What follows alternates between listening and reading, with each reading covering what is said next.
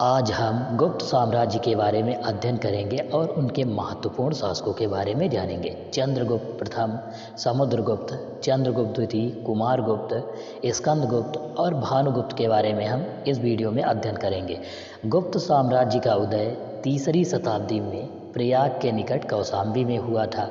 प्राचीन काल में गुप्त साम्राज्य को स्वर्ण युग कहा जाता था। गुप्त वंश का संस्थापक श्रीगुप्त था और इसका उत्तराधिकारी घटोत्कच था। घटोत्कच का उत्तराधिकारी चंद्रगुप्त प्रथम था। अब हम चंद्रगुप्त प्रथम के बारे में अध्ययन करेंगे। चंद्रगुप्त प्रथम 319 से 335 ईस्वी तक शासन किया। चंद्रगुप्त प्रथम को गुप्त वंश का वास्तविक संस्थापक माना जाता है। इसने महाराजा धीराज की उपाधि धारण की थी। चंद्रगुप्त प्रथम का विवाह लिच्छवी राजकुमारी कुमार देवी के साथ हुआ और यह वैष्णव धर्म का अनुयायी था। चंद्रगुप्त प्रथम 319 से 320 ईस्वी में गुप्त संवत की शुरुआत की थी, जो शक संवत से 241 वर्षों का अंतर था। गुप्तों का राजकीय पक्षी गरुड़ था। चंद्रगुप्त प्रथम का उत्तराधिकारी समुद्रगुप्त था। समुद्रगुप्त 335 ईस्वी से 375 ईस्वी तक गद्दी पर बैठा। समुद्रगुप्त ने आर्यव्रत के 9 व दक्षिणाव्रत के 12 शासकों को हराया।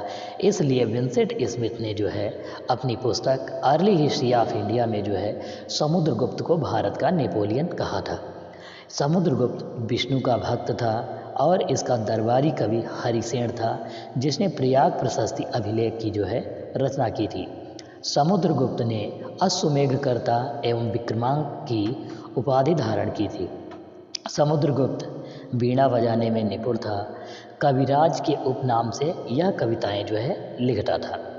समुद्रगुप्त ने वसुमित्र नामक बौद्ध भिक्षु को संरक्षण दिया और इसका उत्तराधिकारी चंद्रगुप्त द्वितीय था।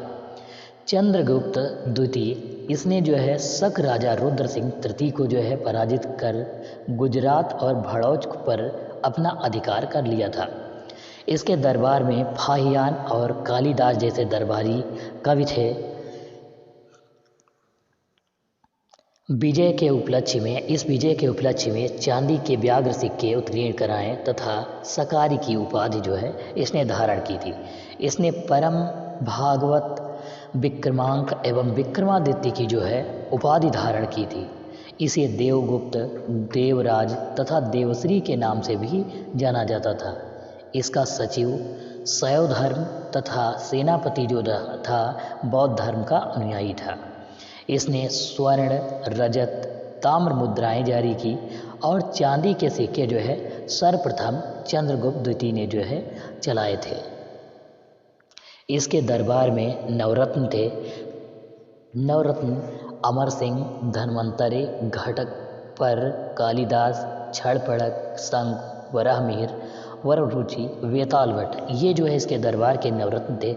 और अकबर के दरबार में भी नवरत्न थे, जिसमें से धन्वंतरि आयुर्वेद से संबंधित था, क्षणपड़क ज्योतिष शास्त्र से, शंकु शिल्प शास्त्र से संबंधित था, वराहमिहिर बृहत संहिता से संबंधित था। चंद्रगुप्त द्वितीय का उत्तराधिकारी कुमारगुप्त था। इसका उपनाम गोविंद गुप्त था। इसने नालंदा विश्वविद्यालय की स्थापना की थी। सबसे अधिक अभिलेख गुप्त काल में कुमारगुप्त के 18 थे। कुमारगुप्त ने अपने सिक्कों पर मयूर की आकृति बनवाई और गुप्तों की राष्ट्रीय भाषा वह संस्कृत थी। सोने की मुद्रा को दिनार कहा जाता था और चांदी की मुद्रा को रुपए कहा जाता था। मंदिर बनवाने की प्रथा की शुरुआत सर्वप्रथम गुप्त काल में हुई। सबसे पहले मंदिर शिखर दशावतार मंदिर झांसी में बनाया गया। गुप्त काल में उज्जैन सबसे महत्वपूर्ण व्यापारिक केंद्र था। पुलिस को चाट एवं भाट कहा जाता था। कुमारगुप्त का उत्तराधिकारी स्कंदगुप्त था। यह गुप्त काल का अंतिम महान शासक था। स्कंदगुप्त के भीतरी अभिलेख पर हूणों के आक्रमण का उल्लेख मिलता है। इसने हूणों को हराया था। स्कंदगुप्त ने मौर्यों द्वारा निर्मित सुदर्शन झील का पुनरुद्धार का कार्य जो है सौराष्ट्र के गवर्नर पर्णगुप्त के पुत्र चक्रपाली को जो है सौंपा था। इसके बाद जो है भानुगुप्त गुप्त वंश का अंतिम शासक भानुगुप्त था। सती प्रथा का प्रथम प्रमाण भानुगुप्त के जो है एरण अभिलेख से जो है मिलता है। अब हम बात करते हैं इसकी गुफाओं से। अजंता की गुफाएं जो हैं, अजंता की गुफाएं औरंगाबाद महाराष्ट्र में स्थित हैं।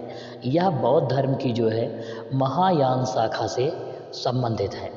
बाघ की गुफाएं जो हैं ग्वालियर के निकट विंध्य पर्वत को काट कर बनाई गई थी और यह जो है गुप्त काल से संबंधित हैं।